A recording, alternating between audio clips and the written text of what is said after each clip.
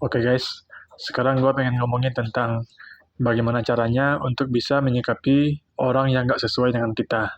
Dimanapun kita berada, apapun yang kita kerjakan, akan selalu ada orang yang gak sesuai dengan kita. Baik dari cara dia berbicara, ataupun cara dia berpikir. Gak cuma itu, gak sedikit orang yang kita temui yang mempunyai sikap yang sangat jelek di mata kita. Apapun yang mereka kerjakan, sesuatunya terlihat nggak sesuai dengan nilai-nilai yang kita pegang. Kita semua pernah memiliki tetangga yang kelakuannya aneh di mata kita. Dan inilah kenyataannya. Orang yang pendiam menganggap orang yang terlalu banyak bicara sebagai tukang gosip.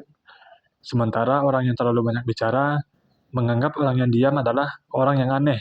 Keduanya saling sikut dan merasa paling benar. Hingga akhirnya mereka yang dianggap benar adalah mereka yang berada pada lingkungan yang tepat. Pada dasarnya, burung hanya berkumpul pada burung yang memiliki bulu yang sama.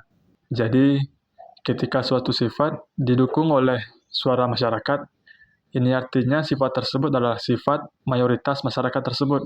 Artinya, jika seseorang dianggap aneh di suatu lingkungan, maka lingkungan tersebut adalah lingkungan yang terlalu banyak bicara. Begitu juga sebaliknya, ketika seseorang dianggap sebagai tukang gosip karena terlalu banyak bicara, maka orang tersebut berada pada lingkungan orang-orang yang pendiam. Nah, inilah yang menjadi patokan utama ketika apa yang kita lakukan dianggap benar di suatu masyarakat. Lalu, bagaimana cara kita untuk menyikapi sebuah perbedaan? Apakah kita harus kompromi dengan suatu masyarakat?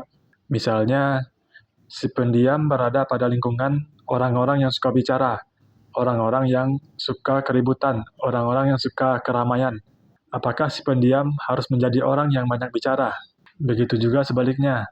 Ketika orang yang suka bicara berkumpul dengan orang-orang yang suka ketenangan, apakah dia harus kompromi?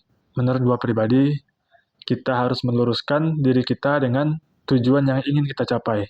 Kalau tujuan yang ingin kita capai mengharuskan kita untuk berkumpul dengan orang-orang yang berbeda, nggak apa-apa.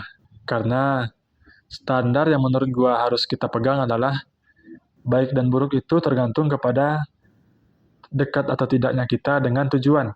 Jika suatu hal mendekatkan kita kepada sebuah tujuan, maka hal tersebut merupakan hal yang baik. Begitu pula sebaliknya. Ketika suatu hal membuat kita jauh dari tujuan, maka hal tersebut bukanlah hal yang baik. Dan ini bisa berarti luas. Kita pun harus memiliki sebuah kebijaksanaan untuk memilah-milah sesuatunya.